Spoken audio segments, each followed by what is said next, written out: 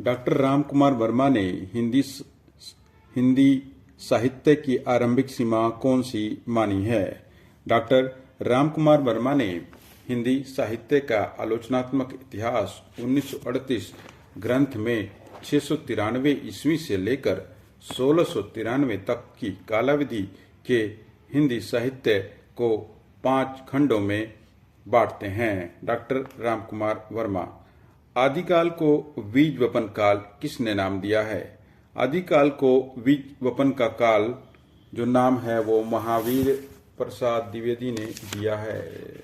देखते हैं 12 नंबर 12 का गलत हो गया। हाँ सही है। आदिकाल को बीज वपन काल जो नाम दिया है वो हजारी प्रसाद द्विवेदी ने दिया है। राहुल सांकृत्यायन ने हिंदी के आदिकाल को क्या नाम दिया है? राहुल सांकृत्यायन ने हिंदी साहित्य के आदिकाल को सिद्ध सामंत युग नाम दिया है। हिंदी नवरत्न के लेखक कौन है? तो हिंदी नवरत्न के लेखक जो हैं वो है मिश्र बंधु। हिंदी नवरत्न जो कि हिंदी आलोचना की पहली पुस्तक मानी जाती है उसके लेखक मिश्र बंधु हैं।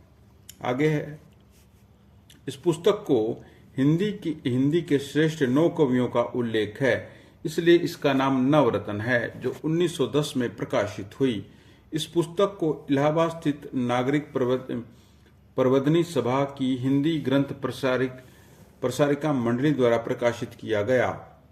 हिंदी साहित्य में देव बड़े की बिहारी का विवाद के जन्मदाता भी मिश्र बंधु ही हैं। रामचंद्र शुक्ल ने मिश्र बंधुओं के ग्रंथ को बड़ा भारी वृत्त संग्रह कहते हुए इसे परिश्रमी संकलनकर्ता कहा। नेक्स्ट है, राउलवेल रचना की कौन सी विशेषता नहीं है?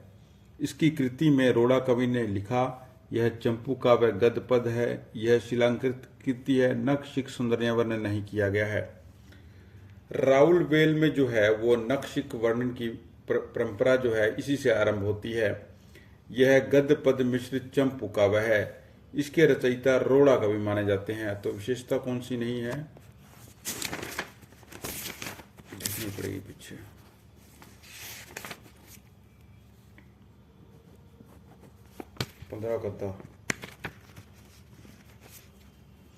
अच्छा, नखशिख सौंदर्य का वर्णन नहीं किया गया है इसने लिखा है, लेकिन वर्णन है। ठीक है, फिर से देख लेते हैं। राउलवेल रचना की विशेषता नहीं है। राउलवेल की पहले विशेषता, सबसे पहली विशेषता इसकी यह है कि यह रोड़ा कवि के द्वारा लिखा गया है। सेकंड, ये चंपू काव्य है, गद्य पद मिश्रित है। थर्ड, यह एक शिलांकित कृति है। नखशिख में सौंदर्य वर्णन नहीं किया गया है, ये बिल्कुल गलत है, सरासर गलत है, क्योंकि राउलवेल रचना से ही नखशिख वर्णन की परंपरा का प्रारंभ माना जाता है। फिर है, हिंदी साहित्य का प्रथम इतिहास जो है किस भाषा में है? फ्रेंच भाषा में होना चाहिए। हाँ, हिंदी साहित्य का वास्तविक इतिहास लिखने वाले सर्वप्रथम प्रयास फ्रांसीसी विद्वान गारसदा तासी ने किया। यह ग्रंथ जो है मुख्य जो है फ्रेंच भाषा में लिखा गया। Point to be noted. सन 1848 में दिल्ली के एक मौलवी करीमुद्दीन ने Y.F. फैलन के सहयोग से तबाक़त उ शशूरा और तज़किरा ए ससूरा ई हिंदी नाम से इसका हिंदी अनुवाद किया। कौन सी पुस्तक का? गारसदा तासी की पुस्तक का।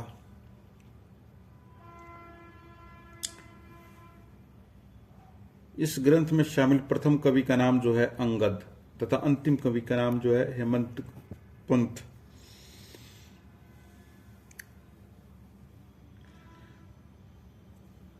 इस ग्रंथ में 738 कवि है, जिनमें हिंदी के 72 कवि हैं। ये कौन सी है?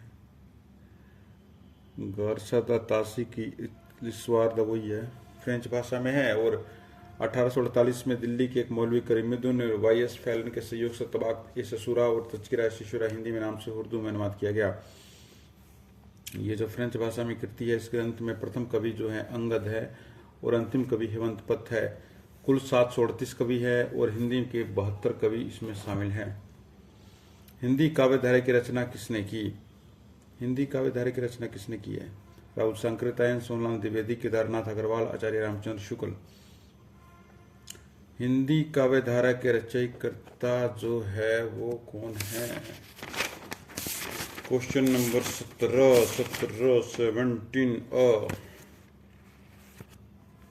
राहुल सांकृत्यायन है हिंदी काव्यधारा के रचनाकार। राहुल सांकृत्यायन 1893 से 1963 का मूल नाम जो था वो केदार पांडे था।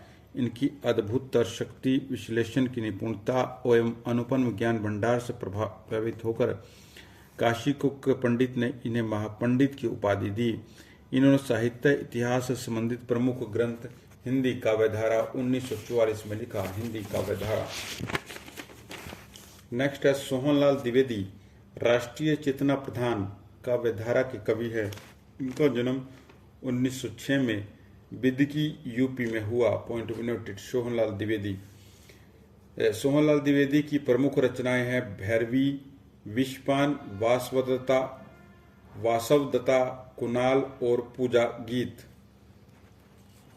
आगे है केदारनाथ अग्रवाल, प्रगतिवादी काव्यधारा के कवि हैं। Point of noted.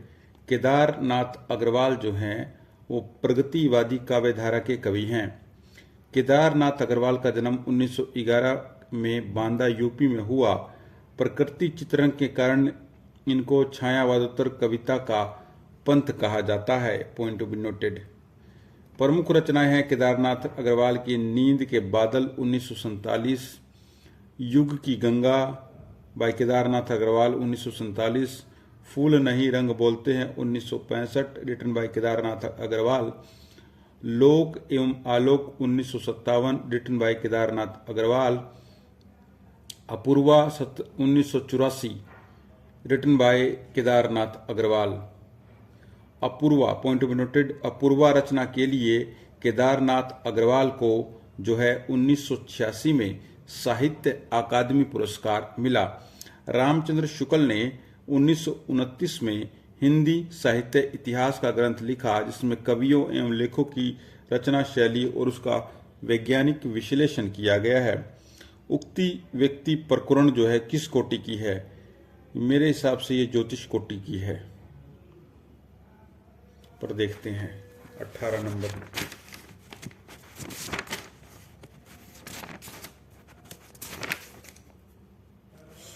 गलत है भाई, व्याकरण की है। उक्ति व्यक्ति प्रकरण जो ग्रंथ है वो व्याकरण है, व्याकरण कोटि की है। पंडित दामोदर शर्मा विरचित 12वीं शताब्दी। उक्ति व्यक्ति प्रकरण जो है एक लौकिक गद्य साहित्य के अंतर्गत आता है। यह एक व्याकरण ग्रंथ है जो राजकुमारों को शिक्षा देने के लिए लिखा गया। इस रचना में बनारस और उसके आसपास के प्रदेशों की संस्कृति एवं भाषा पर प्रकाश डाला गया है। नागरी प्रचारणी सभा द्वारा प्रकाशित हिंदी साहित्य का वृद्ध इतिहास का प्रथम भाग का शीर्षक क्या है? व्याख्या में देखते हैं। नागरी प्रचारणी सभा की स्थापना जो हुई थी वो 16 जुलाई 1893 को हुई। हिंदी साहित्य इतिहास लेखन के संदर्भ में महत्वपूर्ण कार्य संपादित किया है नागरिक प्रचारणी सभा ने। यह इतिहास ग्रंथ जो है इसका 16 खंडों में विभाजित है, जो कि हिंदी साहित्य के इतिहास की विस्तृत भूमिका प्रदान करता है। नागरिक प्रचारणी सभा वाराणसी द्वारा प्रकाशन के क्षेत्र में पूर्ण रूप से 3 बड़ी परियोजनाओं में हिंदी शब्द सागर, हिंदी विश्वकोश और हिंदी साहित्य का वृद्ध इतिहास प्रस्तुत करने की परियोजना थी, जिसे सभा ने 1953 में स्वीकार कर लिया। इसके प्रथम भाग का शीर्षक जो है हिंदी साहित्य की पीठिका है। Point of noted. आंसर मिल गया है। हिंदी साहित्य के वृद्ध इतिहास के प्रथम भाग का शीर्षक जो है वो हिंदी साहित्य की पीठिका है, जिसके संपादक हैं राजबली पांडे, और साथ ही इसके अंतिम भाग का शीर्षक है हिंदी का लोक साहित्य, जिसका संपादन राहुल सांकृत्यायन तथा कृष्णदेव उपाध्याय ने किया है। नागरी प्रचारणी सभा ने इस ग्रंथ को कुल 17 खंडों में प्रकाशित करने की योजना बनाई थी, परंतु बाद में केवल 16 खंड ही प्रकाशित हुए। असंगत चुनिए। हिंदी साहित्य का दूसरा इतिहास, डॉक्टर बच्चन सिंह, राइट। हिंदी साहित्य का 20वीं शताब्दी, बाबू श्याम सुंदर दास, ये गलत है। हिंदी साहित्य का इतिहास लक्ष्मी सागर वैष्णव ने लिखा है। हिंदी साहित्य का आलोचनात्मक इतिहास जो है राम कुमार वर्मा ने लिखा है। हिंदी साहित्य 20वीं शताब्दी 1942 में प्रकाशित जो है, इस पुस्तक के लेखक जो है आचार्य नंद दुलारे वाजपेयी हैं। नंद दुलारे वाजपेयी की अन्य प्रमुख कृतियां हैं जयशंकर प्रसाद 1940, आधुनिक साहित्य 1950, महाकवि सूरदास 1952 और रस सिद्धांत 1977। नया साहित्य, नए प्रश्न 1955 एवं रीति और शैली 1979, ये भी नंद दुलारे वाजपेयी की ही कृतियां हैं। फिर है नंद दुलारे वाजपेयी प्रथम सौंदर्यवादी श्रेष्ठवादी आलोचक माने जाते हैं। नंद दुलारे वाजपेयी ने सुमित्रा नंदन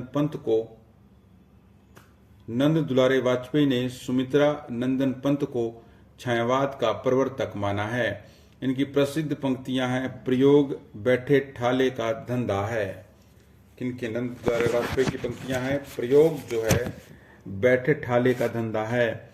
मानव अथवा प्रकृति के सूक्ष्म किंतु व्यक्त सौंदर्य में आध्यात्मिक छाया का भान मेरे विचार में छायावाद की एक सामान्य परिभाषा है, नंद दुलारे वाजपेयी का कहना है।